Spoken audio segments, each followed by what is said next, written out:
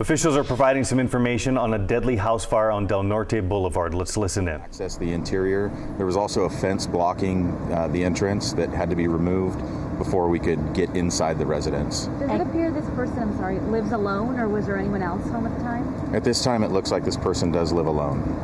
What's the status on smoke alarms? Did you hear anything?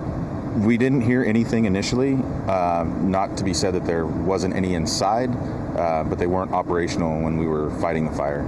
So the fire is out. We've watched as the detectives have made their approach to the scene. They're here on the scene. What is the handoff like between fire investigators to then hand it over to the detectives from the sheriff's office? So our fire investigators arrive on scene. They brief the sheriff's department of basically what we have, and then the sheriff's investigators take over from there. You respond to a lot of house fires. How unusual, if you can describe, is it to have a working crime scene with crime scene tape up at a deadly house fire investigation? These are pretty rare for us, so that's why we get everyone back so we can let the sheriff's department do their investigation. And for our viewers just joining us, we know that you described a hoarding type situation. Can you elaborate on the conditions? What qualifies or classifies as a hoarding situation when you approach a house like this?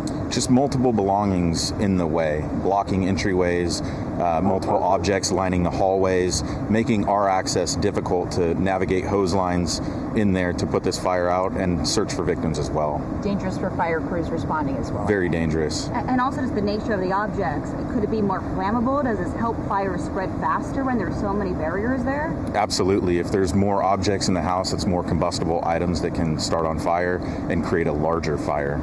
Any idea on what may have caused the fire to begin in the first place? We're still unclear of that. Our investigators are using their tools to determine if there was any type of accelerant used in this. So they'll be continuing to monitor on that front. And I was going to say, and with that, if Bridget, if you're done, I don't know if the sheriff's office might want to come in and now talk about what's next in the investigation. From, absolutely. Homicide investigation standpoint. Amar, do you want to hop on in? Thank you. All right, so Sergeant Amar Gandhi, spokesman, Sacramento County Sheriff's Office, AMARGANDHI. So at about 3:50 or so this morning, our deputies were conducting routine patrol here in Central Division, observed a structure fire, immediately called for the fire department to respond. Sacramento Fire responded, obviously, and started knocking down the fire. During that time, they located a male victim inside and were able to pull him out, began life-saving efforts. Unfortunately, were unsuccessful. From there, determined just recently now, cause of death looks like was a gunshot wound. So looks like he was actually shot prior to this. So right now, obviously, our homicide investigators are on scene along with CSI and arson investigators from SAC Fire. So a lot of folks coming together right now to put this together. Too soon to tell about a motive, suspect, anything like that? Correct, very much. So victim is a 65-year-old male. And that's all we have on him right now. What does it tell you, though, Amar? A gunshot wound, and then there's a fire? Was someone trying to cover up this crime, in your view? Well, I mean, right now that's kind of how it's looking, but again, too soon to tell. Like I said, very, very early on in that investigation, a lot of pieces have to come together before we can come to any formal conclusion. Have your deputies been dispatched to this area in the past that you guys know of? Oh, I mean, That this home, area, yeah. That home, this specific home. I don't know about that specific home.